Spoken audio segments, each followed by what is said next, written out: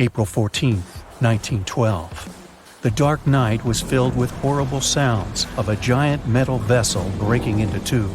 The largest ship of that time collided with an iceberg that was on its way. The Titanic, one of the biggest stories of the 20th century that people still talk about. The starboard side of the giant vessel brushed up against the iceberg. It was 11:40 p.m. when things started going wrong. This iceberg caused enough damage for at least 5 watertight compartments in the hull to start filling with water. The crew immediately began a brief investigation to see if they could do anything and fix things. They had no one to rely on, all alone in the darkness of the cold night, far away from the land. The North Atlantic Ocean, around 400 miles south of Newfoundland, Canada. They needed time to figure out how to bring people to safety. They had some time, true, but not enough. If you watched the movie, you know the ship didn't plunge immediately after the icy doom had happened. The whole process lasted a good 2 hours and 40 minutes. But the situation was hard. There were 2,200 people to take care of, including crew and passengers, and things happening on the ship were chaotic. The chief designer, Thomas Andrews, soon realized they wouldn't be able to stay afloat. By midnight, the entire crew had begun preparing the lifeboats for launch. They had 20 boats with space for only 1,178 people, which was just a bit more than 50% of the people on board. The order was to get women and children to safety first. Crewmen were there to row and guide the boats. The scene over the next 2 hours gradually started escalating. The crew members had a task to wake up passengers and warn them something bad was happening. They wanted to place them into a fleet of lifeboats as soon as possible. At 12:15 a.m., some crew members sent out a distress signal. A steamship called Frankfurt was among the first ones that received the message and responded, but they were about 170 nautical miles away. Some other ships also got the message and offered their assistance, but sadly, they were too far away as well.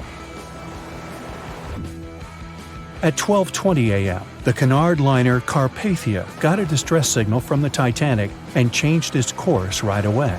They were 58 miles away at the time, and it would take them more than 3 hours to get there. 20 minutes later, the crew was lowering the first lifeboat. It was carrying only 27 passengers, although it had room for 65. Many of the lifeboats that were launched first were well below capacity. Crew members were worried, thinking the Davids wouldn't be able to hold a fully loaded lifeboat. And in the beginning, many passengers were just too afraid to leave the ship. They still thought Titanic was unsinkable and couldn't imagine the scenario that was going to happen 1 to 2 hours later. The crew was firing the first of 8 distress rockets. Unsuccessful. No one was close enough to help. By 1:20 a.m., they lowered 10 lifeboats. Number 8 had only 28 people in it. One of the passengers on the number 10 was 9-week-old Melvina Dean. She would later become the last survivor who lived until 2009 and turned 97. It was 2 a.m. already. 3 of the collapsible boats were the only lifeboats that remained on the ship. The bow of the vessel had sunk low and had tipped far under the surface. People around it could now clearly see stern propellers above the water. Crew members were lowering collapsible lifeboat D from the roof of the officers' quarters with over 20 passengers in it. As the ship's bow went under, the water was washing collapsible A from the deck. Those 20 people were struggling because their boat was partly filled with water. As crew members were trying to release collapsible B, it fell. Before they righted it, the water swept it off the ship. 30 passengers still managed to find safety on the overturned lifeboat. At 2:17 a.m., the ship's wireless operator decided to transmit one last distress call. A minute later, the light on the ship finally went out. Titanic and all left on board plunged into darkness. The bow continued to sink, and the stern was rising higher above the surface, which placed great strain on the midsection. Horrible sounds were filling the night. Titanic, this massive, legendary ship so many people placed their hopes in and were excited about, broke into two between the third and fourth funnels. Reports would speculate it took about 6 minutes for the bow section to reach the ocean bottom. The stern settled back in the water before it rose again into a vertical position. It remained in this situation until it finally disappeared into the ocean. At 2:20 a.m., the stern apparently retained air inside, and water pressure crushed it as it went down. The stern landed about 2,000 feet away from the bow. People consider the Titanic the fastest ship in the world. They thought it was unsinkable because 4 of its compartments could be flooded, and that still wouldn't cause a critical loss of buoyancy. Its life was problematic since its beginning. While the ship was leaving port, it moved within a couple of feet of the steamer New York. It managed to safely pass by, which was a huge relief for all those worried passengers massed on the ship's decks. Titanic sailed off on the 10th of April.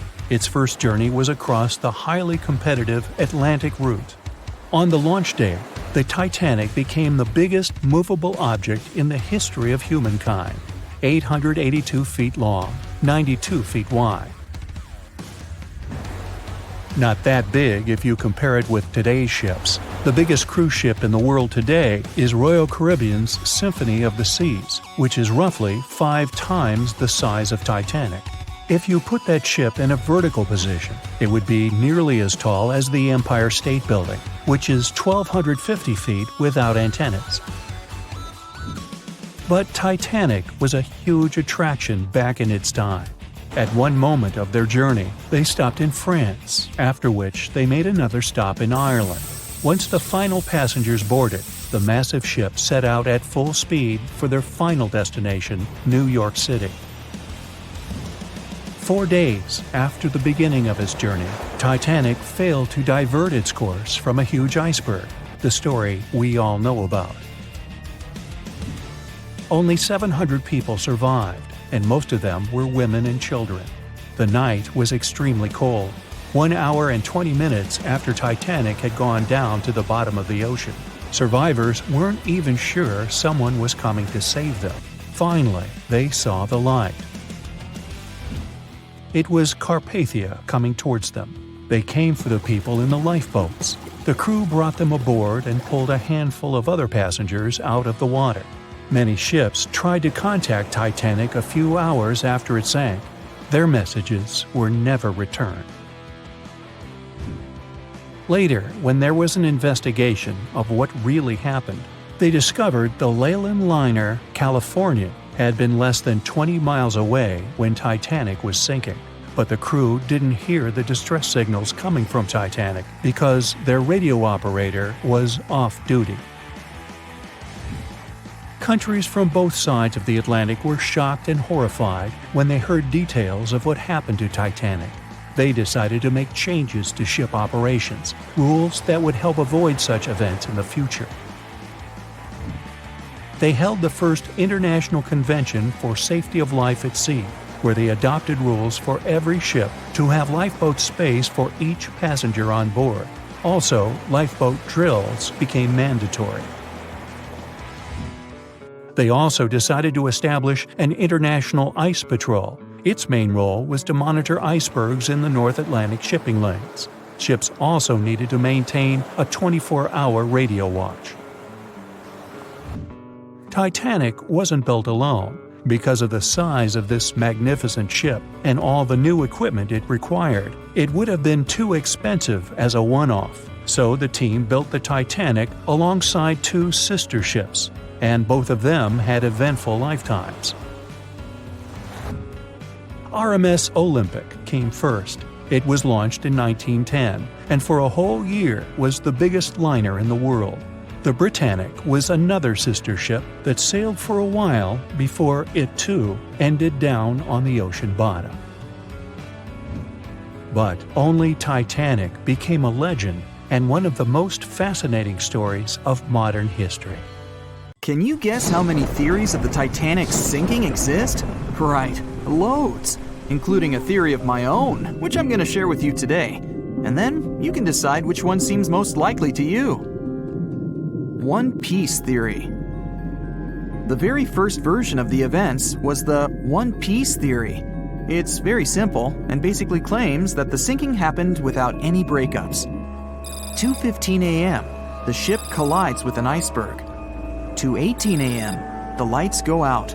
The ship reaches an angle of 45 degrees and then quickly begins its final plunge into the ocean depths. 2:20 a.m., only about 3 minutes later, the RMS Titanic disappears under the surface of the ocean for good. The liner doesn't break, it just goes down as a whole piece. Of course, this can't be true. In April 1912, the Titanic was not only the largest ship in the world, but also the largest ship ever built. It's hard to believe that such a heavy vessel could have gone down without breaking. That's just impossible. Well, I mean, you can't blame the theorists. Before we found the wreckage, there were no other theories. Wait a minute, or were there? The day after the disaster, the survivors gave their interviews. They talked about what had happened, and some of them claimed that the ship had actually broken in two when it had been flooded. For example, Jack Thayer, a 17-year-old boy, outlined the sinking as he remembered it, and L.D. Skidmon drew a sketch based on his description. The picture clearly showed the ship breaking in half. But no one believed Jack or other witnesses. There was no evidence, so their claims were received with a grain of salt. But in 1985, things changed. First breakup theory. That's when Robert Ballard found the wreckage of the Titanic in the depths of the ocean. When people saw the wreckage, it became clear that Jack and the other survivors had been right. The Titanic did indeed break in two when it sank. So it's time for a new theory. 2:15 a.m., the keel breaks, the starboard list eases, and the hull continues to bow and crumble. 2:17 a.m., the galley sections break off. The towers immediately drop under their own weight. The lights go out. The stern is pulled into the air. The bow breaks off and starts sinking. The aft is barely hanging on to the starboard side of the stern section superstructure. The stern section slowly lists over to port as it begins sinking again. It rises up one last time and pivots in a semicircle as it sinks. It all sounds pretty convincing, right? But people began to find plot holes in this theory. For example, the Titanic couldn't have held together until it reached such a high angle. The breakup would have had to begin much earlier. This only meant there was still a vast field for research and speculations. So people started to come up with their own possible scenarios. How about we look first at the ones no one likes? V-break and Aaron 1912 V-break. According to the first breakup theory, the Titanic reached a high angle, and the weight of its unsupported stern caused it to crack from the top down. But it's physically impossible. So, are there any other ideas? In 2006, Roger Long, a naval architect, decided to research a so-called V theory. 2:17 a.m. The breakup begins at a shallow angle, perhaps as little as 11 degrees. The upper structure fails and starts to crack. At this moment, only its double bottom is holding the Titanic together, but it starts to bend under the strain too, failing the ship. Water is pouring through the crack. It increases the weight in between the two sections, bending the Titanic the other way and pulling it into shape somewhat resemblant to the letter V. The upper decks get mangled and bent together. The bow heads for the bottom, and the stern is the last to sink. This theory has since been disproven many times though. Roger Long believed it because the broken edges of the upper decks in the Titanic's bow section were all mangled and crushed. However, we have learned that it happened because of the so-called hydraulic downburst, the force of the water crashing into the deck as the Titanic hit the ocean floor. Another V-break theory states that the bow had risen out of the water after the break. This theory was mainly peddled by one former Titanic enthusiast. But not only has this theory been proved to be physically impossible due to the bow's incredible mass, it was also inspired by incorrect information. Remember Jack Thayer? Well, it was based on his sketch and the words of a couple of passengers. But the truth is, none of them had ever seen the Titanic break down like this. Jack himself even stated in an interview that the sketch was completely out of context to what he had actually seen. It was drawn by a passenger on the Carpathia, the ship that received the Titanic's distress signal and came to its aid. It couldn't be used as evidence. Now that we know this, let's move on to the theories that most people believe in. James Cameron's banana peel theory. Who hasn't seen the legendary movie about the Titanic, right? It became the leader of the 70th Academy Awards ceremony in the number of nominations and awards, and deservedly so. But did you know that James Cameron had been interested in the Titanic for many years and studied the ship's history? His books and research are very detailed, and he even came up with his own version of the events. It's called the banana split theory, and this is actually what you could see in the movie. Here's how it goes. The Titanic reaches a 23-degree angle and fractures down to the keel. The double bottom acts as a hinge as the stern falls down. When the double bottom fails, the bow and the stern separate. The stern lists to port, standing vertically, and then begins to go underwater. This theory is the most scientifically accurate one, along with Roy Mengat's theory. Wait, who's Roy Mengat? Mengat theory. Roy Mengat was an engineer who came up with the most plausible theory for the time being. 2:17 a.m. The lights go out on the Titanic.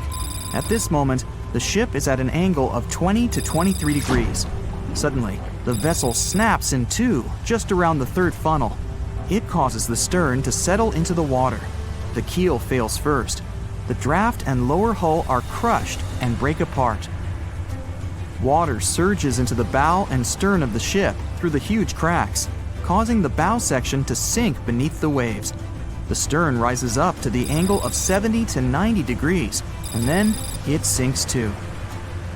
This theory seems to make the most sense, but it's quite controversial. The survivors who saw the breakup stated that the stern had settled back with the bow completely missing.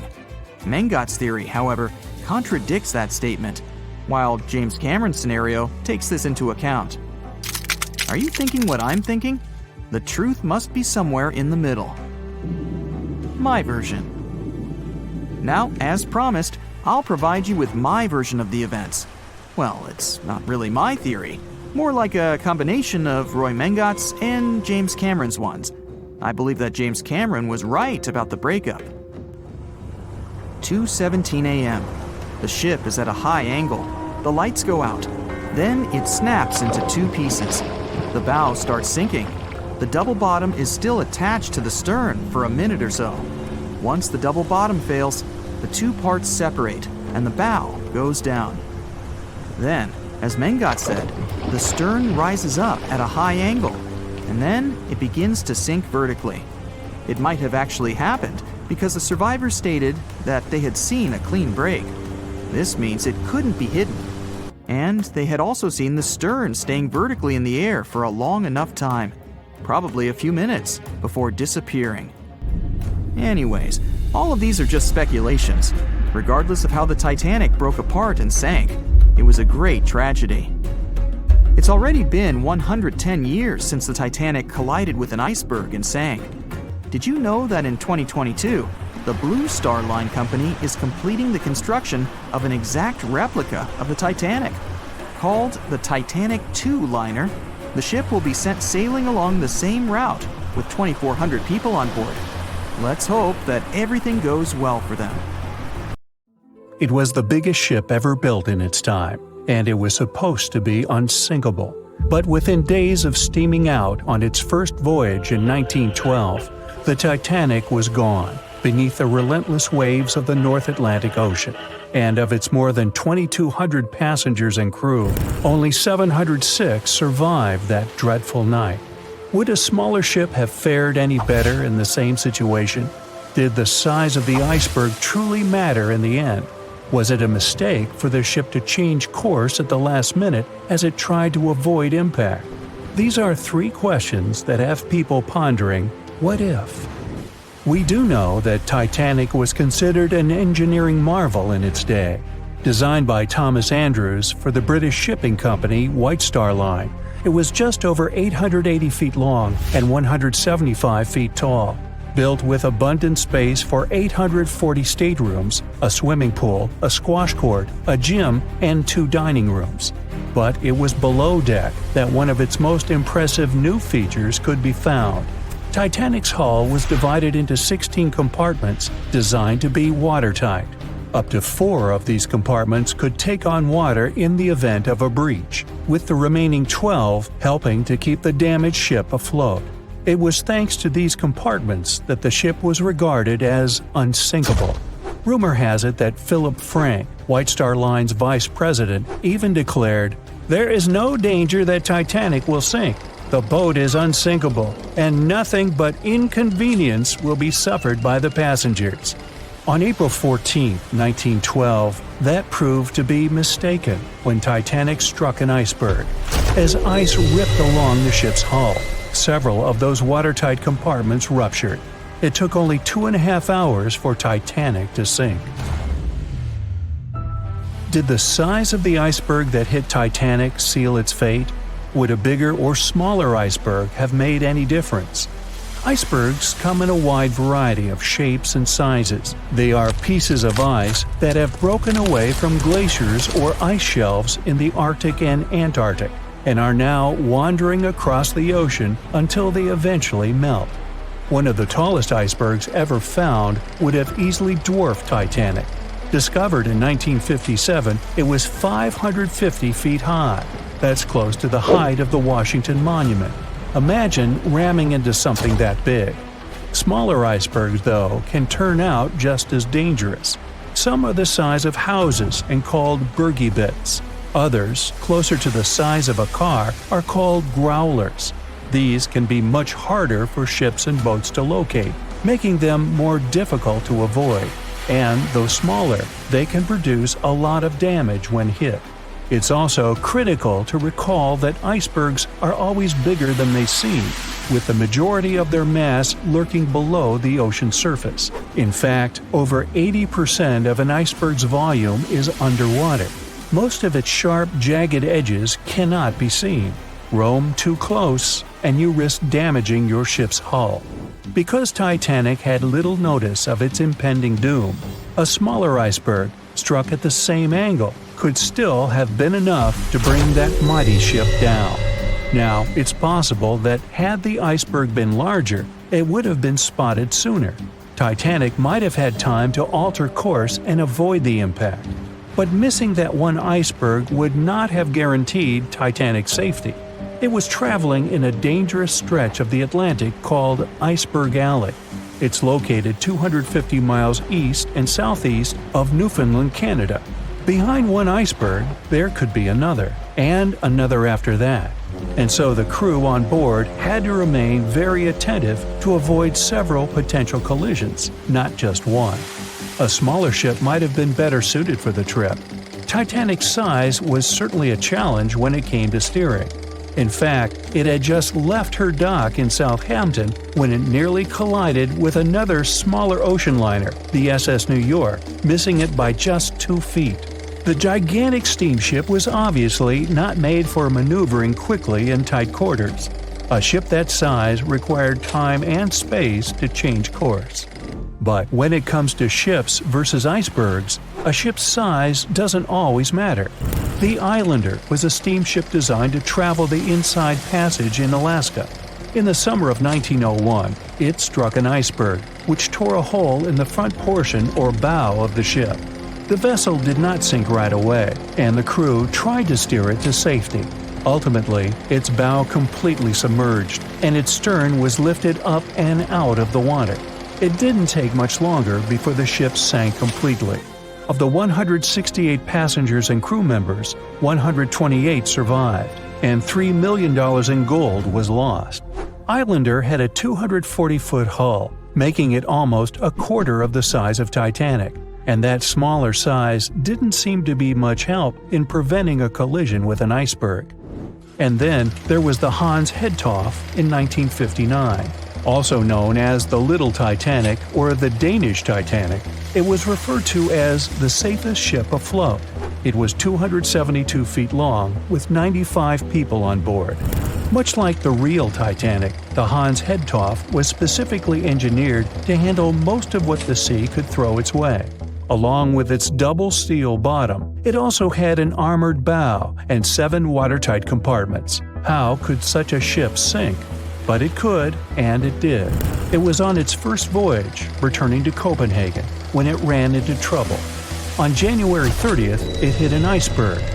An SOS was sent, but when the Johannes Cross arrived to help, the Hans Hedtoft was nowhere to be found. The only evidence of the ship's existence was a lifebelt that was washed ashore in Iceland 9 months later. Again, the ship's smaller size didn't work in its favor. A smaller size of Titanic wouldn't have guaranteed a safe voyage in 1912. The final what-if concerns the last-minute choice when the iceberg was spotted and the alarm sounded. First, Titanic could attempt a complete stop, but this wasn't an option as the ship needed a half a mile to come to a halt, and the iceberg was a mere 900 feet away. Second, the Titanic could attempt to avoid the iceberg by steering away from it. This is what the captain ordered, but the attempt was unsuccessful, resulting in a deep gash across the ship's hull. The final option? To hit the iceberg head-on. Would this have made any difference? The answer is an intriguing maybe. Some think a head-on collision would have saved Titanic. In this scenario, the collision would have limited the damage to the very front of the ship, instead of the iceberg tearing through the hull and compromising several of the watertight compartments. Only 4 of the compartments would have been breached. This meant the others could do their job of keeping Titanic afloat. The ship could be stuck, unable to move, but it would remain above water until help arrived. This would provide a ship like Carpathia enough time to reach the scene of the accident and bring the people on board to safety. One of the Titanic's designers, Edward Wilding, made a similar claim during an inquiry into the sinking. He argued that most people would have survived a head-on crash, and that Titanic itself would not have sunk. Others disagree, though. First, the special bulkheads on Titanic were designed specifically to protect the ship against collisions with other vessels, not with icebergs. These compartments would crumple upon impact, absorbing some of the force while the other ship absorbed the rest. Though the damage would still be extensive, the remaining bulkheads would keep the ship afloat. But an iceberg does not have the same flex in a collision as you would experience with another ship. Most of the force would be absorbed by Titanic, resulting in greater damage to the ship. Even worse, the impact would be carried through the full length of the ship. Rivets would burst, seams would tear, the compartments would quickly flood, and the ship would sink even faster, resulting in fewer survivors. In any case, as with most what-ifs, we'll never really know the answer. As tragic as Titanic's first and last voyage was, it did result in changes that helped make venturing out to sea much safer. Findings from hearings on the disaster led to the creation of the International Ice Patrol, or ICC, in 1914, an organization that tracks icebergs in the Atlantic and Arctic Oceans to ensure vessels in the area can avoid them. In the US and Britain, ships were obligated to carry enough lifeboats to accommodate every person aboard. Regular lifeboat drills were made mandatory. And finally, the bulkheads on ships were made higher to keep water out, and bottoms were stretched to create double hulls, helping make the compartments truly waterproof. There's no denying that Titanic was a terrible tragedy, but the lessons learned from that night to remember has helped prevent many more. The Megalodon was the biggest shark to ever live. Not only that, it's one of the biggest fish and the largest predator in Earth's history. They've been known to reach lengths of up to a whopping 70 feet. That's over 3 times longer than the biggest great white shark on record. The females have also been found to be around twice the size of the males. The Megalodon could swallow a small car without it even touching its teeth, if cars had been around then. Its teeth could grow to over 7 inches long. It looks like we're going to need a bigger boat, and best make it steel-plated, as this shark can easily gnaw its way through ships. The underwater terror could bite a ship clean in half, with the highest bite force ever calculated for any animal, living or extinct. The force of its ferocious bite was up to 40,000 pounds. That's around 108,000 times the strength of a human's and 10 times the force of a modern crocodile's bite. Its chomp is so strong that it makes the T-Rex's bite look about as powerful as my granny's after she's taken her dentures out. In fact, the Meg was so big and powerful that it had no natural predators. It was the uncrowned king of the seas, swimming freely from ocean to ocean.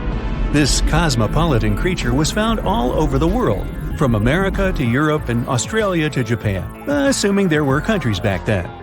Meg fossils have been found on every continent except Antarctica. Everybody skips Antarctica. Science tells us that the Megalodon went extinct over 3.6 million years ago. But could they still be alive at the deepest depths of the ocean? Only around 80% of the ocean has been explored, and its deepest point, the Mariana Trench, is over 7 miles down.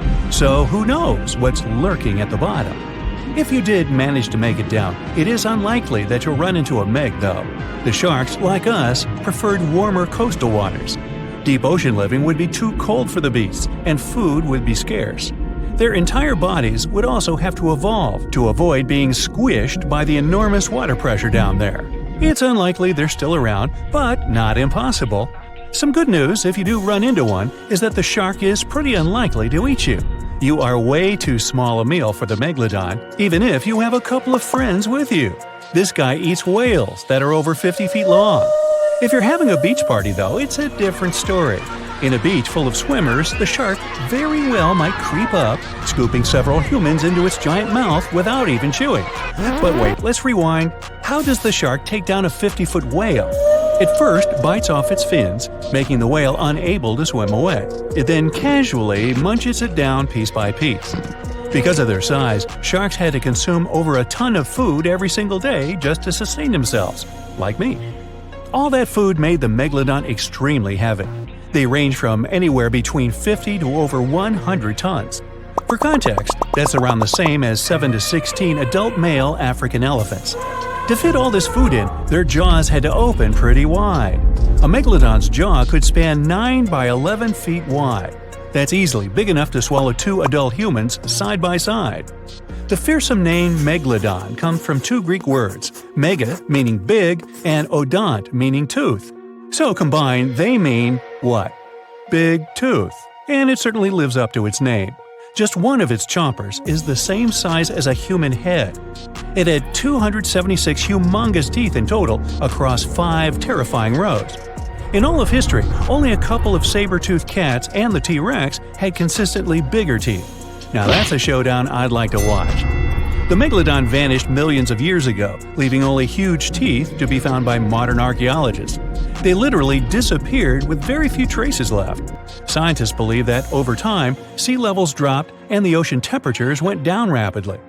Over a third of all marine life was wiped out as the oceans cooled, and a number of animals at the bottom of the food chain plummeted. This had a catastrophic effect on the hungry predators at the top. Sorry guys. It became way too cold for these sun-loving sharks too, which made it difficult for them to reproduce since they gave birth in warm waters. The Megalodon is usually described as a sort of giant great white shark, but this is just a common myth. In fact, the ancestors of today's great white existed at the same time as the Meg. But they weren't best buddies, and were even in competition with each other. The great white shark was a better hunter, using its smaller size and agility to snap up the Meg's prey quickly. They were also known to eat Meg pups, who were only half their size. This didn't help the whole extinction thing. Even infant Megalodons were huge, coming in at just under 7 feet. While a great white was no match for an adult Meg in a head-to-head fight, they sure weren't scared of stealing their food. This only left the bigger fish and whales for the Meg, but its food supplies began to run out as the whales swam to the cooler new seas. The whales adapted to prefer the colder temperatures, leaving our friend the Meg behind. The megalodons either starved or were frozen into extinction by the Ice Age. Rather than a great white, the megalodon is more like a modern bull shark. It had a short snout, flat lower jaw, and huge pectoral fins to support its massive weight and size.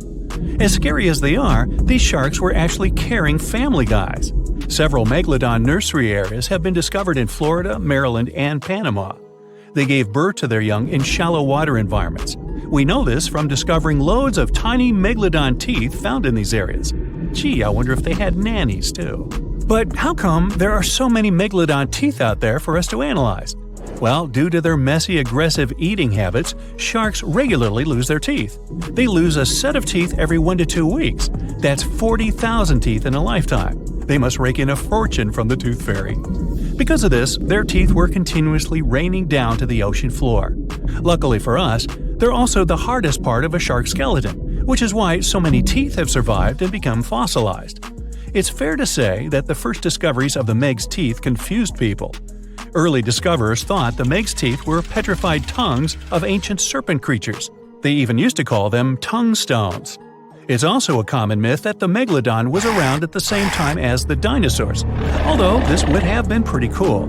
The dinosaurs were wiped out around 66 million years ago, but the megalodons came much later.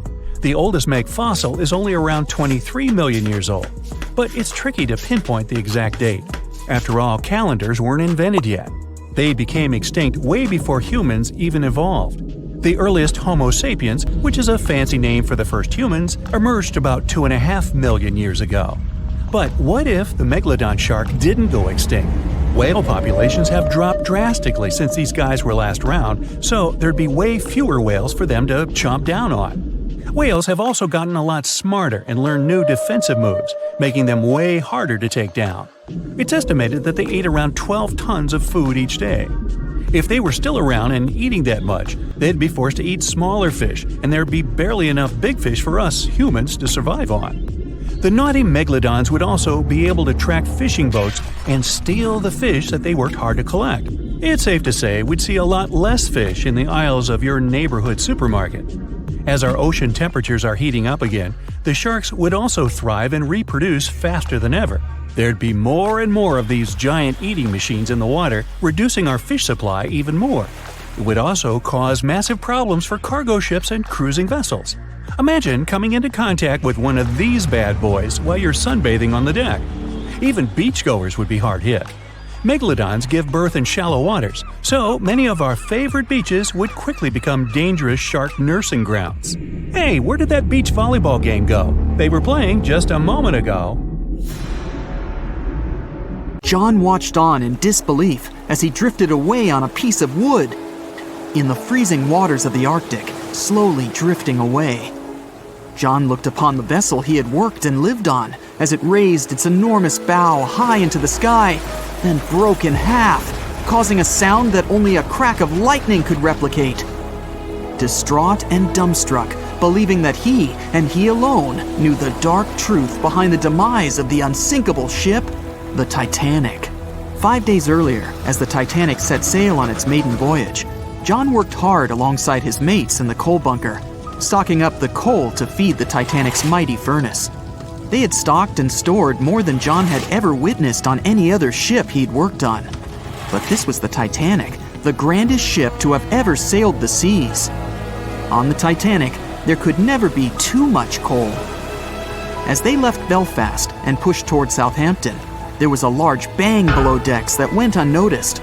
The furnace was roaring and the turbines were spinning, pushing the Titanic forward at a quickened pace. The crew cheered as the vessel moved forward, unaware of the loud, concerning noise. Arriving in Southampton, Greg came aboard, amongst hundreds of other passengers. With 13 years at sea, his vast experience included the role as a quartermaster on 6 previous ships. Ready for a new challenge aboard the greatest vessel ever made, he was looking forward to this next challenge of his career.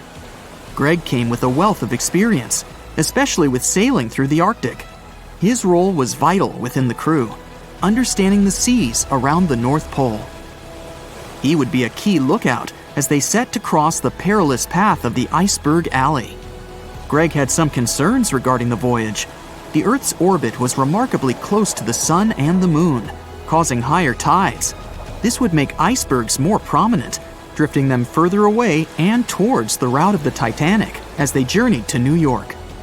Assessing the lookout tower and inspecting the available gear, Greg found no binoculars.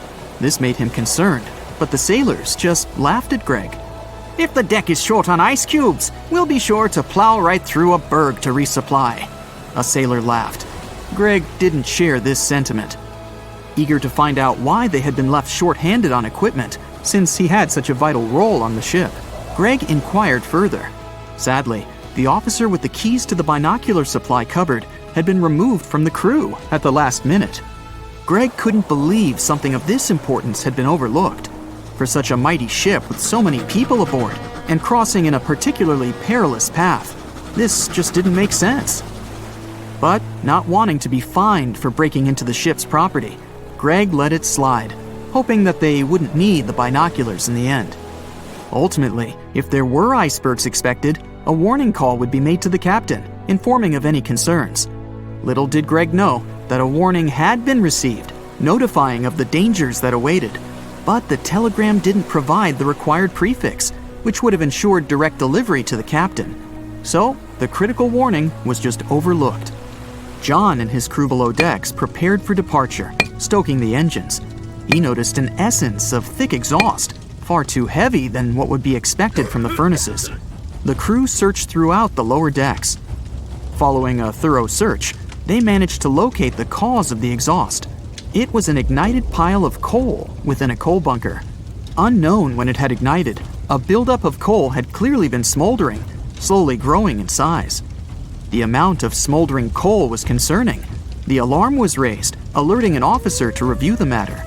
The officer assessed the damage and confirmed with the captain that it was deemed to be of little concern, as only minor damage had been caused. John was unsure of this assessment, as he knew that in confined spaces, surrounded by iron bulkheads, an oven-like environment arises that intensifies the heat with time. But the Titanic would power forward, making no sense to John as they had only just departed from Southampton. He was sure they would have turned back. John and his crew were ordered to shovel the already lit coal into the furnace and continue shoveling until all the smoldering contents would be contained. It was a possible but painstaking task that could take the entire journey. The continuous intake of coal would ensure the turbines would spin at a constant accelerated pace, not what the Titanic was designed for. It was meant to be a luxurious passenger liner and not for breaking speed records. However, the crew would find enthusiasm in not only acknowledging the Titanic as unsinkable, but also as the fastest. John and his crew continued to shovel the coal into the furnace for several days. The temperature within the bow was becoming hotter every day. The bulkhead's contained heat was so severe that it became weak at the seams in the iron walls and rivets. "2 more days, lads, just 2 more days!" John was laughing, trying to raise the spirits of his mates as they were working tirelessly. But as they were all laughing, joking, and looking forward to dry land, they unknowingly approached their final destination. The Titanic was speeding through the calm sea. Greg looked ahead, above in the lookout tower, keeping a keen eye out as they were in iceberg territory now. Even though the way seemed clear, false horizons could occur, creating confusion about how far objects in the distance truly were. As they were traveling in the Gulf Stream waters into the colder Labrador Current, air columns cooled from the bottom upwards, creating a thermal inversion. This incredibly high air pressure ensured fog wasn't present, providing a deceptively clear outlook. But the thermal inversion can also create optical illusions, showing the horizon further away, appearing higher in the distance, or masking whatever objects that could come before it. These false horizons could easily hide any icebergs that could be approaching.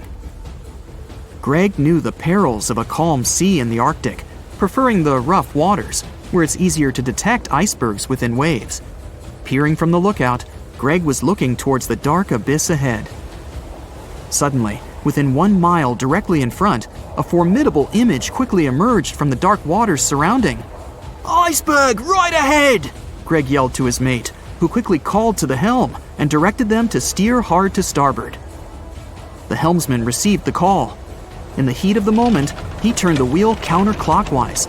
He then realized he'd turned the wheel the wrong way and quickly went in the opposite direction. The ship aimed towards the iceberg, veering to the port side whilst reducing speed. Although there was a delay in turning the wheel, since there was a short distance from the signal and the fast pace that they sailed at, it may not have made a difference. As they approached the iceberg, it appeared as though they'd miss it, but over 87% of an iceberg is underwater. And as they came along the side, the hidden ice underneath hit the port side bow, piercing the side of the hull with a 12-square-foot tear. The ship shook, with all aboard aware that something was amiss. Amongst the confusion and fear, they were oblivious of the damage. As they gathered their bearings, 6 out of 16 compartments were quickly filling up with seawater. The hull could only withstand 4 compartments filling before sinking. Time was ticking as the Titanic made its descent into the depths. The weakened bulkhead with heated steel pillars and rivets broke under the pressure and sudden change of temperature from the ice-cold water. The call was made to abandon the ship. Lifeboats were prepared to be released, while help signals were sent out to nearby ships. The radio operator was guiltily sitting, constantly calling out to a nearby ship that had been in contact with the Titanic recently. There was steady communication with this ship over the past few days, providing warnings of icebergs since the Titanic departed from Southampton. The final warning message received was just 1 hour ago. Upon receiving the final warning, the operator ignorantly responded, "Shut up," with the assumption that their warnings of icebergs were pointless. Following this unfortunate response, the ship turned their radio off and provided radio silence. The closest ship that was responding to their distress signals was 500 miles away, too far to provide any assistance in time. There were countless mistakes that caused the Titanic's watery end, whether they contributed directly or from sheer ignorance. The most tragic of them was the number of people aboard the ship, 2,224 of them. There were only enough lifeboats provided to rescue 1,178, barely half of the people. Meet Arthur John Priest. No, he isn't famous for being a painter or for discovering some long-lost treasure. He didn't invent some cool gadget or break any world records. No, Arthur John Priest is famous simply for being unsinkable. Proving one can be both lucky and unlucky at the same time, Priest was involved in and survived several mishaps at sea, including the fateful maiden voyage of the Titanic. Priest was not a rich man interested in sailing for pleasure. He was part of the working class, employed as a stoker or fireman, stuck for hours within the hot bowels of large steam-powered vessels. His job was dirty and difficult. He was responsible for keeping the furnaces lit, feeding them coal to ensure enough steam was produced for the engines to work. He had to be careful about not overheating the system or setting fire to the whole ship. The furnaces had to be carefully watched and constantly fed. He breathed it all in a while, working and fighting with the sweat and the dirt. He would often work shirtless because of the heat and was always covered in black coal dust. And when he finally had a break, his shared living quarters were nearby in the same part of the ship. He must have been good at his job, though, because he had no trouble finding work. But wherever he went, bad luck seemed to follow. The first incident was a mild one. As a young man, Priest worked on the RMS Asturias. The passenger liner first set sail in 1907, traveling between Southampton in the UK to Buenos Aires in Argentina. At some point during its maiden voyage, the ship suffered a small collision. The damage was bad enough that the ship returned for repairs. Thankfully, there were no reports of any serious injuries. Priest, unfazed, simply went to work on another ship, but his bad luck lingered on the Asturias. In 1914, the Asturias became a hospital ship, helping care for sick men and women around Europe while bringing them home to England. But in March 1917, at just around midnight, the ship was struck by a foreign object. Its hull was breached and the engine room flooded. The captain ordered everyone to abandon the ship, sending crew, patients, and health staff scrambling for the lifeboats. The vessel was still moving, powering through the water because the main controls, located within the flooded engine room, could not be turned off. The captain refused to leave the ship while people were still trying to escape. He was able to aim the Asturias towards Bolt Head. where it finally hit land and couldn't sink. The remaining lifeboats were lowered, and the final survivors made it to safety. When they studied the damage on the ship later, the Asturias was declared a total write-off.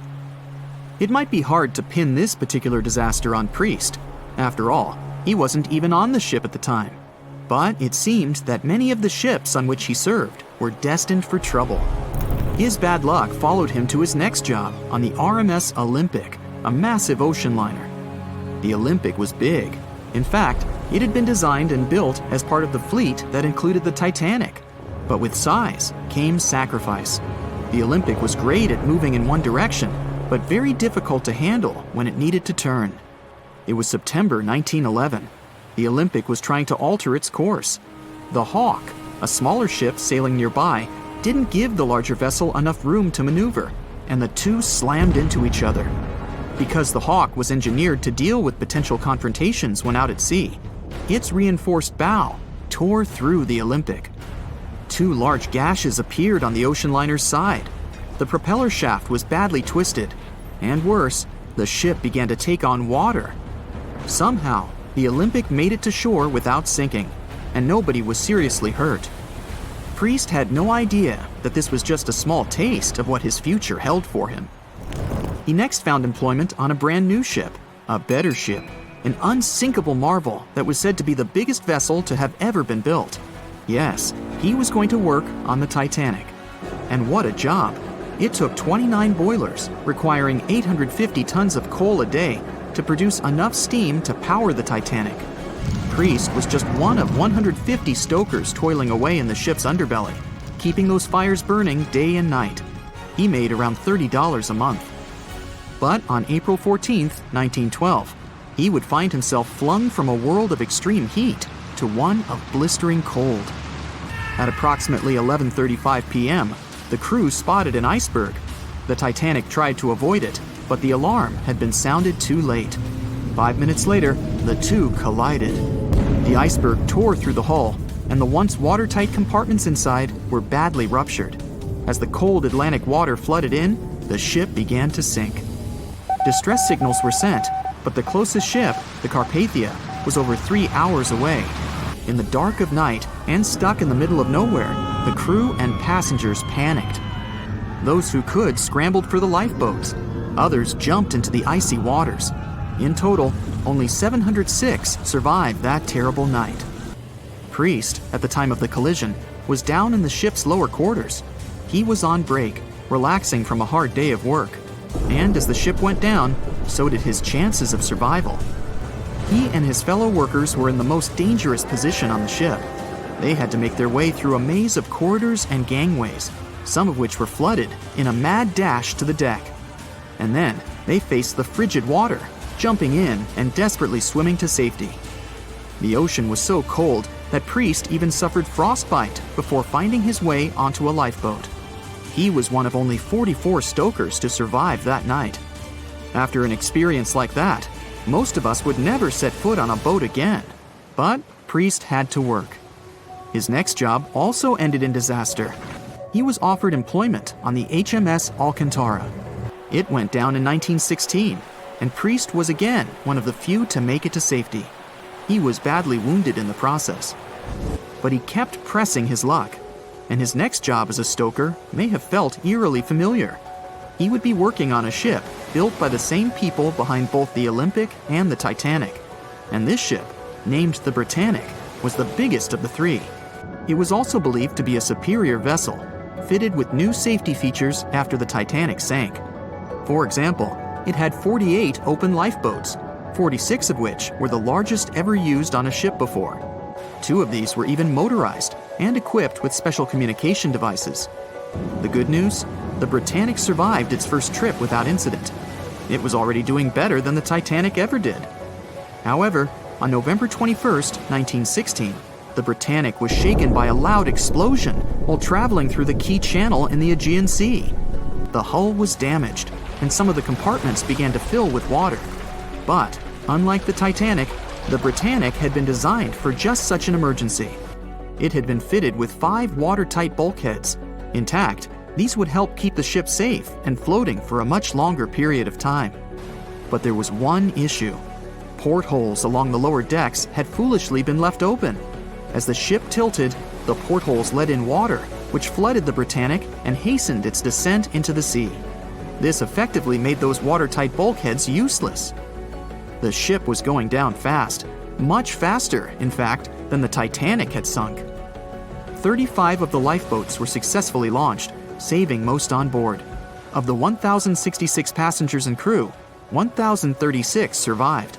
Priest, his luck intact, was one of them. And yet, he still wasn't done with a life at sea. He accepted a position as a stoker on the Donegal. It was a smaller passenger ferry that had been converted for use as a hospital boat.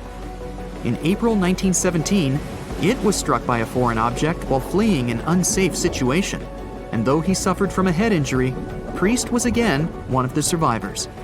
It took experiencing 2 collisions and 4 sinkings before Priest was finally ready to retire. In fact, he reportedly said he only gave it up because no one wanted to sail with him. Can you blame them? He would live out the rest of his life on dry land in Southampton, England, with his wife Annie and their 3 sons. But Arthur John Priest would always be remembered as the unsinkable stoker. It was September 12, 1990. In those times, way before instant messaging and Zoom calls, a little girl was looking for pen pals. Zoe was aboard a ship from England to Belgium on vacation with her parents. She was only 10 years old at the time, but was a very clever schoolgirl. She took a piece of paper and started putting some words together. She introduced herself, then wrote about how she liked ballet and playing the flute and the piano. Of course, she couldn't help but mention her 2 adored pets, a little hamster she called Sparkle and her fish Speckle. She also put down the address at which she could be reached in case someone was interested in writing back to her. But alas, she was at sea. Who could she send this message to? An interesting idea came to her mind. She carefully placed her letter in a plastic bottle, tightly closed the lid to protect it from the water, and threw it into the sea. The little girl's excitement faded away over the years as she didn't receive a response. Maybe the bottle got stuck somewhere. Maybe it was swallowed by some big, scary sea creature. Or maybe the water actually poked through the plastic cap and destroyed her message. Many years later, on Christmas, a letter for Zoe was received at her parents' house under her maiden name. The postage signaled that the message was from Europe. It was from a Dutch couple, Piet and Jacqueline Lateau, who had found her delicate bottle and were very considerate to write back. They pointed out that they had found the letter among the debris thrown at the shore by the sea. Zoe's letter had been stranded for a staggering 23 years at sea and traveled for more than 350 miles to reach its final destination near Rotterdam in the Netherlands. That's quite a voyage for a small plastic bottle. A story similar to that of Zoe is the strange connection between 2 little boys. A little German boy named Frank Uzbek was on a boat traveling to Denmark when he got the same idea as Zoe. He was 5 years old at the time he put together a message and threw it into the unknown. The year was 1987. He got his response years later when he was 29. His letter, just like the one Zoe would send a couple of years later, had been at sea for 24 years. His message was found by a boy named Daniel Korotkin while he was on a walk with his parents on the Koronian Spit near the Baltic Sea. Daniel was lucky that his father knew enough German to translate the message. The unlikely friends eventually met via video call in 2011. Not all message-in-a-bottle stories have been explained away. In 2013, a Croatian surfer came across a damaged bottle while near the Adriatic Sea. The message it contained dated back to 1985, and it was from a man named Jonathan. The sender was eager for his letter to reach a woman named Mary, and he also expressed his keenness for her to respond. Since the letter was supposedly sent from Nova Scotia, the bottle had to have traveled a mind-boggling 3,700 miles. The message went from the Atlantic Ocean, entered the Mediterranean Sea, and reached the Adriatic shores in Croatia. The identities of neither John nor Mary were ever discovered. There are also messages in a bottle with wonderful love stories to share. This was the case for Ake and Paulina Viking. When Ake, a lonely Swedish sailor, placed a letter in a bottle and threw it in the Mediterranean Sea, He had no idea the piece of paper would eventually reach his future wife. This was in the early 1950s. The bottle was found by an Italian man who was inspired enough to give it to his niece, Paulina. After a year of back-and-forth letters being exchanged, Aki and Paulina eventually met and got married. Having decided to share their story with the world, they became somewhat of a celebrity couple for the time. They even shared video footage of their wedding with the world, and their story was featured in a bunch of newspapers. This fortunate event started a movement between young people looking for love, increasing the number of messages being thrown out at sea in search of a fairy tale ending. Not all the stories that started out like this eventually worked out, though. In 1945, an American named Frank Hayostak placed a similar message to that of Aki's in a bottle and threw it in the waters. Almost a year later, his letter was found by an Irish woman. Her name was Brenda O'Sullivan. Their years of correspondence soon caught the attention of the media at the time, but their friendship never flourished because of the added pressure. They eventually met in person when Frank traveled to Ireland, but he didn't stay for long, and they eventually got out of touch with each other. After Titanic met its strange ending, many bottles containing secret messages started to surface. Almost all of them proved to be counterfeited, apart from one letter. Years after Titanic had sunk in the icy Atlantic waters, a bottle was found on the Irish shores. It was supposedly from a man named Jeremiah Burke, and to this day, it is considered to be the only genuine message in a bottle originating from Titanic. The piece of paper simply stated the sender's name and the location, the Titanic, accompanied by the word goodbye. Since the date has washed away, it's difficult to estimate whether the note was sent before or after the ship had hit the iceberg. The common understanding is, however, that since Jeremiah was looking to relocate to the U.S., he was merely sending his last symbolic regards to his family and friends back in Ireland.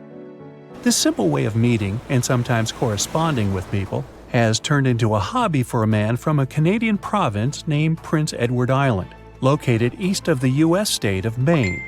This man, Harold Hackett, claims to have sent over 4,000 bottles into the Atlantic Ocean since 1996. He also claims to have received many responses from all over the world, including letters from people in Europe, like France and Germany, but also from the Bahamas or even Africa. This unlikely pastime earns him about 150 Christmas cards from his pen pals each year. To this day, he refuses to add his phone number to any of his letters.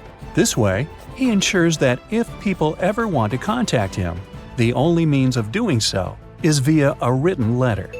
He's also studied the best times to send the messages in the water based on the direction of the winds and the currents. Now, some bottles spend a whole lifetime at sea after being cast away by their sender. It was the case for a British man that wrote a message and placed it into a bottle before throwing it in the English Channel in 1914. His name was Thomas Hughes, and he wanted to direct the message to his wife, but was polite enough to write a letter to whoever got their hands on the bottle first, asking them to redirect the piece of paper accordingly. The bottle didn't reach his wife, since it was found 85 years later on the Essex coast. The man that stumbled upon the bottle was kind enough to reach out to the family and place the message in possession of Thomas's daughter. And 85 years isn't the longest time for a small bottle to be cruising the waves.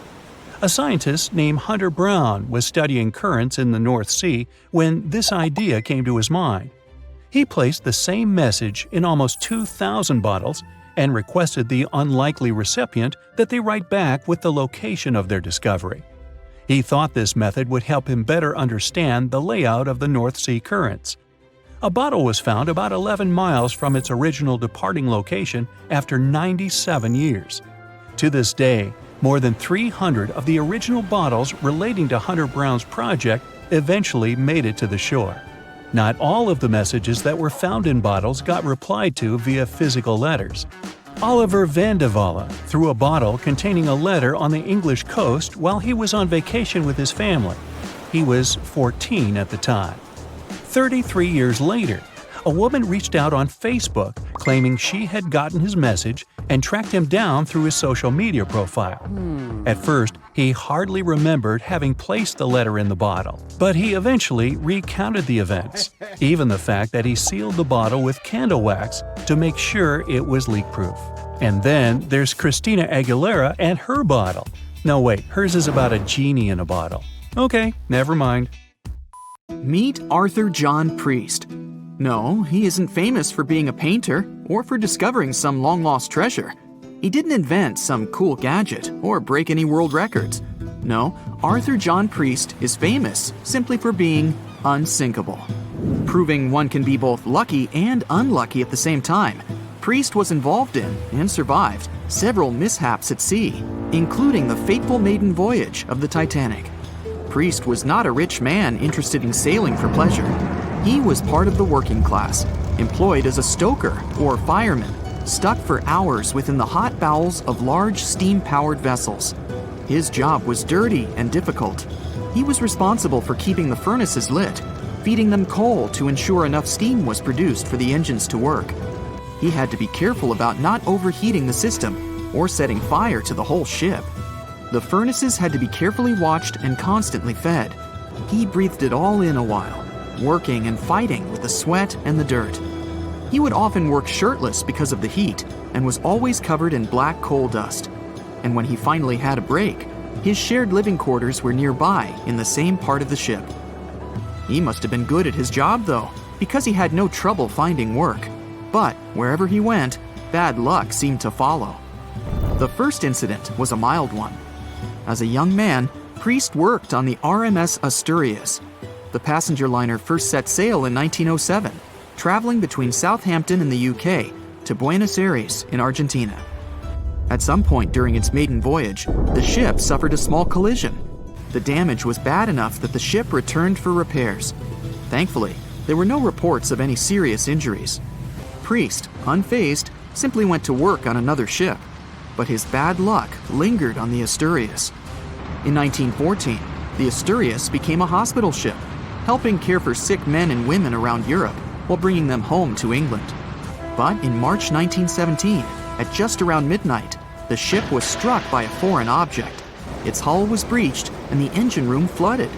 The captain ordered everyone to abandon the ship, sending crew, patients, and health staff scrambling for the lifeboats.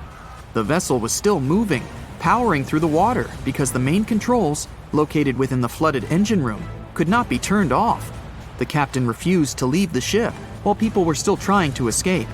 He was able to aim the Asturias towards Bolt Head, where it finally hit land and couldn't sink.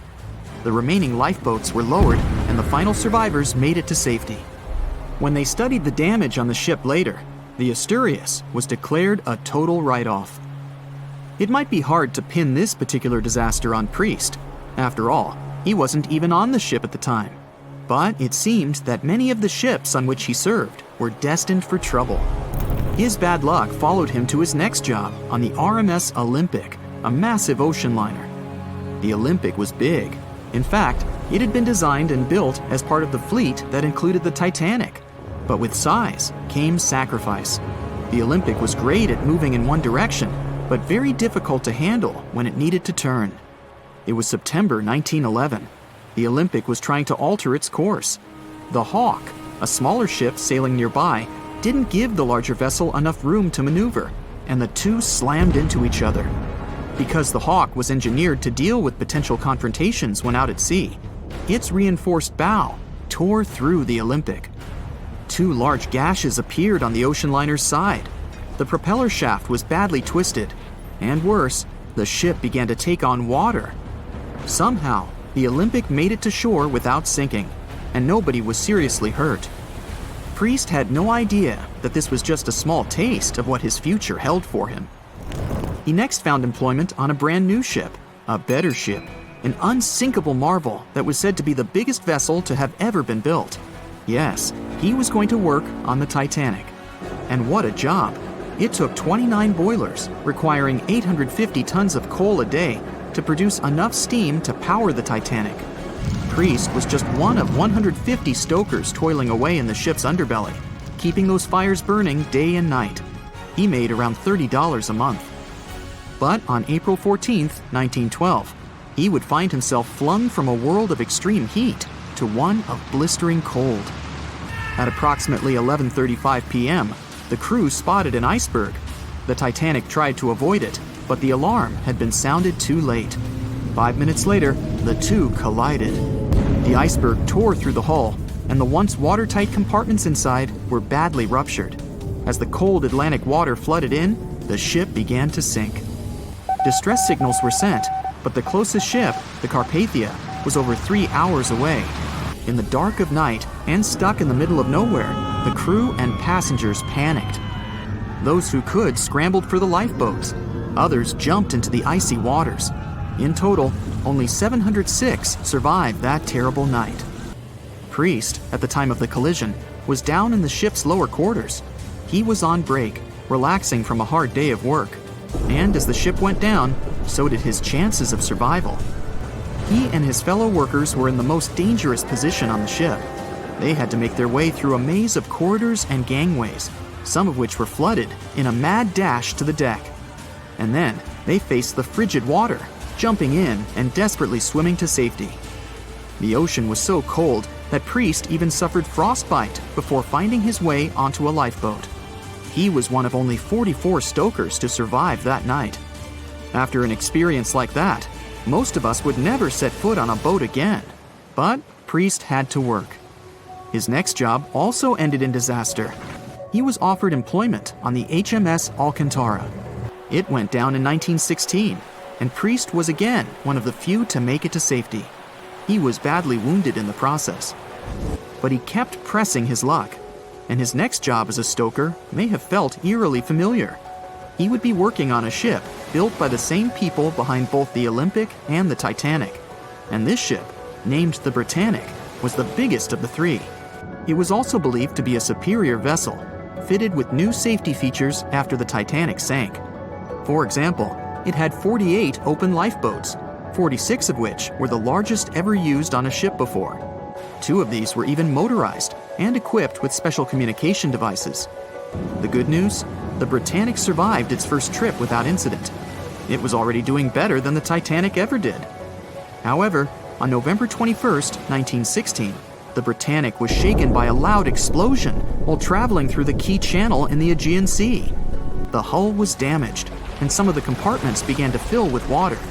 But, unlike the Titanic, the Britannic had been designed for just such an emergency. It had been fitted with 5 watertight bulkheads. Intact, these would help keep the ship safe and floating for a much longer period of time. But there was one issue. Portholes along the lower decks had foolishly been left open. As the ship tilted, the portholes let in water, which flooded the Britannic and hastened its descent into the sea. This effectively made those watertight bulkheads useless. The ship was going down fast, much faster, in fact, than the Titanic had sunk. 35 of the lifeboats were successfully launched, saving most on board. Of the 1,066 passengers and crew, 1,036 survived. Priest, his luck intact, was one of them. And yet, he still wasn't done with a life at sea. He accepted a position as a stoker on the Donegal. It was a smaller passenger ferry that had been converted for use as a hospital boat. In April 1917, it was struck by a foreign object while fleeing an unsafe situation, and though he suffered from a head injury, Priest was again one of the survivors. It took experiencing 2 collisions and 4 sinkings before Priest was finally ready to retire. In fact, he reportedly said he only gave it up because no one wanted to sail with him. Can you blame them? He would live out the rest of his life on dry land in Southampton, England, with his wife Annie and their 3 sons. But Arthur John Priest would always be remembered as the unsinkable stoker. Lights, camera, action! Many of us can't even imagine a world without movies, but sharks probably don't feel the same. A study revealed that the global population of sharks and rays took a nosedive by more than 71% between 1970 and 2018. And guess who's feeling a bit fishy about it? None other than legendary filmmaker Steven Spielberg. Let's take a look at what Jaws got wrong about these toothy creatures. Sharks are not vengeful. In Jaws: The Revenge, the great white shark takes on the role of a vengeful villain, seeking revenge against the humans who dared to cross its path. let's set the record straight. Sharks don't possess the cognitive capacity for grudges or revenge plots. They're simple creatures following their instincts, reacting to their environment, and doing their sharky thing. It means that these animals don't target humans as prey. The movie made us a little more cautious during beach outings, painting the great white shark as a human-seeking missile of hunger. Most shark attacks occur due to cases of mistaken identity, where a curious shark mistakes a splashing swimmer for a delectable seal or other marine critters. The great white shark in the movie is portrayed as a remorseless, mindless beast driven solely by its insatiable appetite for carnage. In reality, sharks are intelligent and curious creatures, playing crucial roles in maintaining the delicate balance of our ocean's ecosystems. Plus, they aren't all the same. Jaws may have popularized the image of the great white shark as the quintessential shark, but the reality is far more diverse. There are over 500 different species of sharks, each with its own unique characteristics, behavior, and personality. They're like a vibrant cast of oceanic characters, each playing their part in the grand underwater production. Turns out, Spielberg is swimming in a sea of guilt over this mega-hit summer blockbuster from 1975. In an interview, the director, who was just a newbie at the time, expressed his concern about the film's unintended consequences on shark populations. Now, before we blame Spielberg for all the woes of the deep blue, let's dive deeper into the details. Some experts argue that people would have been fishing for sharks regardless of the movie. I'll call this theory the Jaws myth. Sadly, it turns out that the most significant effect is the shark fin trade. They're also unintentionally caught in colossal numbers as accidental bycatch. Picture this. In unregulated areas of the Pacific Ocean, where 70% of the world's tuna is fished, baited nets as long as 100 miles are set to catch those sought-after fish. But guess what? These nets often end up snaring even more sharks than tuna.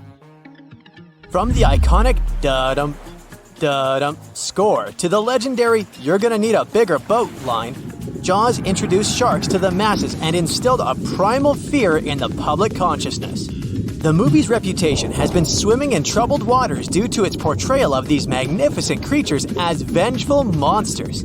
Jaws may have made us think twice about dipping our toes into the ocean, but it's crucial to remember that it's a work of fiction designed to entertain and thrill. Funny enough, decades later, Finding Nemo mentioned the fear Jaws imposed on the audience with a twist. Do you remember the scene where Nemo and his friends encounter a group of sharks called the fish-friendly sharks? This scene presents a humorous take on the perception of sharks as predators and challenges the stereotype. Speaking of Finding Nemo, did you know the movie actually took its toll on the real-life clownfish population? After the movie came out and became a huge hit, people loved Nemo so much that they started buying their own clownfish as pets. Sales of these fish skyrocketed by up to 40%. The problem is these clownfish are usually taken from the ocean, which isn't great for their natural habitats. It kinda goes against the movie's message of leaving fish in the sea. Oops! Even though the movie promoted conservation, people went in the opposite direction. Turns out, America is the biggest buyer of these tropical fish, with over 400,000 of them being shipped into the country each year. That's a lot of fish. It's causing some serious issues, like the local extinction of clownfish in certain areas. Next up, the Harry Potter series. The popularity of owls as pets rose after the Harry Potter books and movies were released.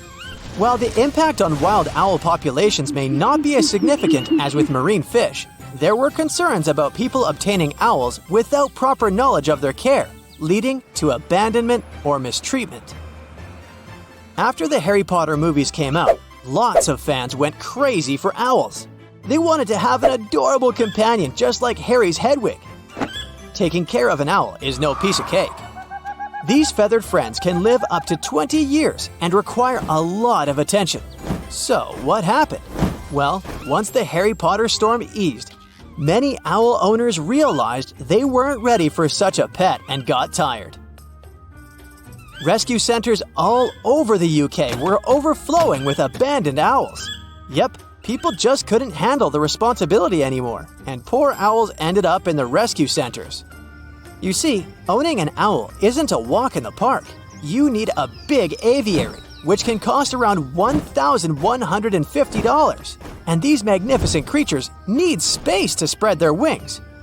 Surprisingly, keeping an owl without a license is legal, but releasing a captive owl into the wild can land you 6 months in jail or a fine of around $6,300. Harry Potter author J.K. Rowling has even pleaded with fans to think twice before getting an owl as a pet. She's made it clear that owls deserve more than being locked up in small cages. Instead, she suggests sponsoring an owl at a bird sanctuary where you can visit and ensure that your feathered friend leads a happy and healthy life. What about the 101 Dalmatians movie from 1961? This Disney film popularized Dalmatian dogs as pets, resulting in a surge in demand for the breed. Unfortunately, the popularity led to irresponsible breeding practices and the overbreeding of Dalmatians, which subsequently caused numerous health and temperament issues. To uncover these insights, scientists delved into data from the American Kennel Club, which keeps track of over 65 million dogs in its registry. They analyzed 87 dog-centric films, including favorites like The Shaggy Dog. The Twilight Saga portrays wolves, which sparked many people's interest in wolf-like dog species. However, many individuals were not adequately prepared to care for these animals. These magnificent creatures are not your typical dogs. They require ample space, energy, and special attention. According to specialists, there has been a 120% surge in wolf-like breeds, such as Huskies, Malamutes, and Akitas being surrendered to rescue centers across the UK alone, not to mention the rest of the world. Let's blame it on Jacob Black. In 2012, when the Twilight Saga Breaking Dawn Part 2 was released, the shelter welcomed nearly 100 Huskies, 35 Akitas, and 16 Malamutes into their loving care. It's not just animals that gained popularity thanks to the Twilight movies. Remember the scene where the Bellward couple dined in a restaurant? Well, in the book and the movie, Bella enjoyed mushroom ravioli, and this dish became incredibly popular. Initially, fans flocked to the fort to taste it, but the demand became so high that the company started producing frozen ravioli, making it accessible to everyone. And this fascinating relationship between food and movies isn't limited to Twilight. To All the Boys I've Loved Before unexpectedly boosted yogurt sales. Since the movie appeared on Netflix, Korean yogurt sales have skyrocketed. Even the stock market got in on the action, with shares rising by approximately 2.6%. Fans particularly loved the scene when Peter tried the yogurt for the first time. And don't forget Game of Thrones. The popularity of the direwolf, a fictional species in the series, led to an increased demand for certain dog breeds resembling direwolves, like the Northern Inuit dog. I mean, this didn't directly impact wild wolf populations, but it did result in overbreeding and unethical practices. It seems like fantasy is a lot easier to handle than reality.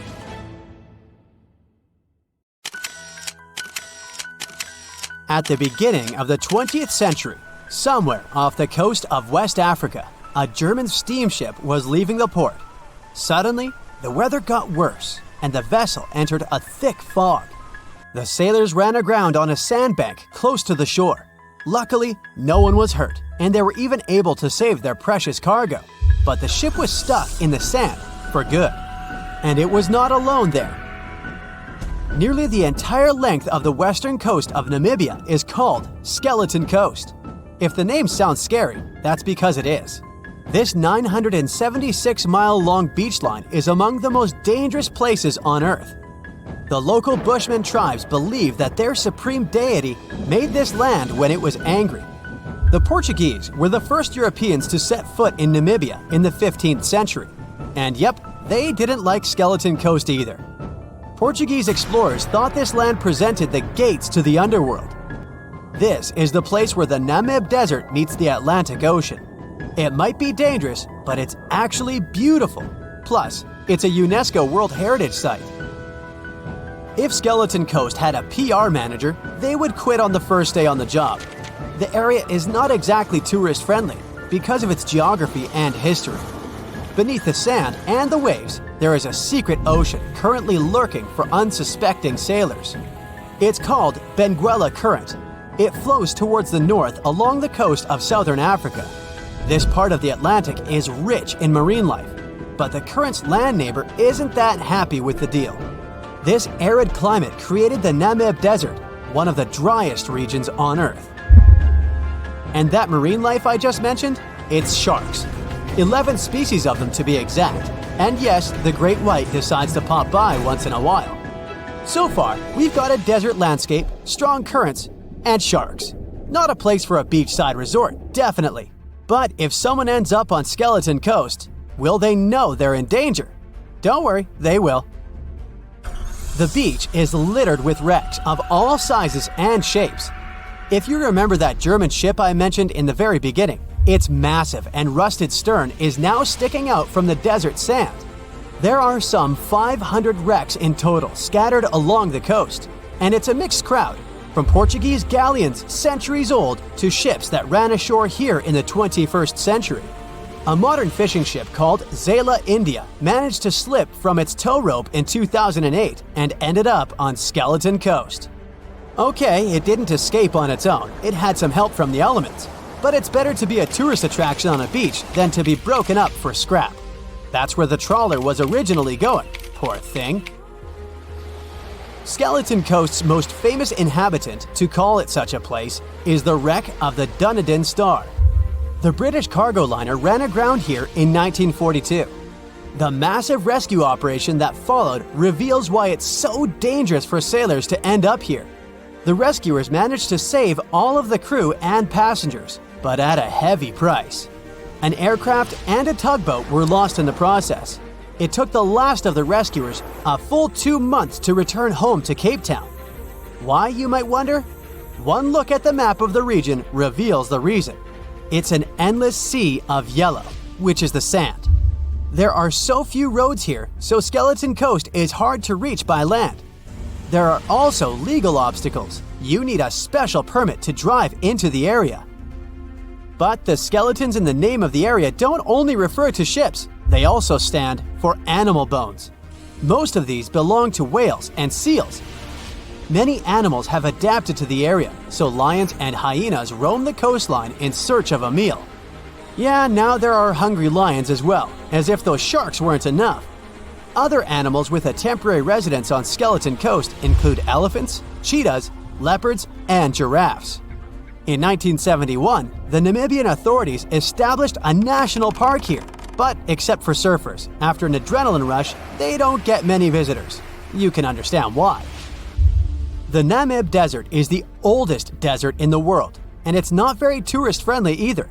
Those who travel to the region should pack sunscreen and a warm winter jacket. A weird combo, right? Well, not so much when you think that during the day, temperatures soar over 110 degrees Fahrenheit. At night, the air temperature drops below freezing. What a climate roller coaster! And that's not the final danger. Yep, there's more.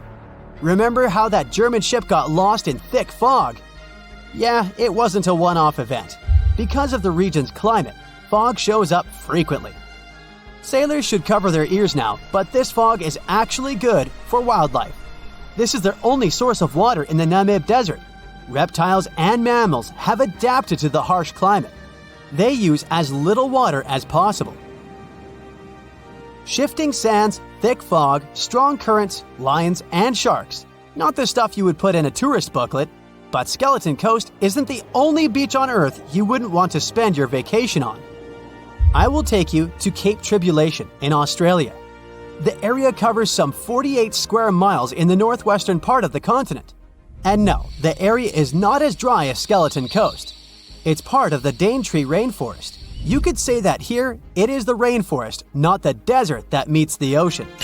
The beach at Cape Tribulation is straight from a postcard. But looks can be deceiving.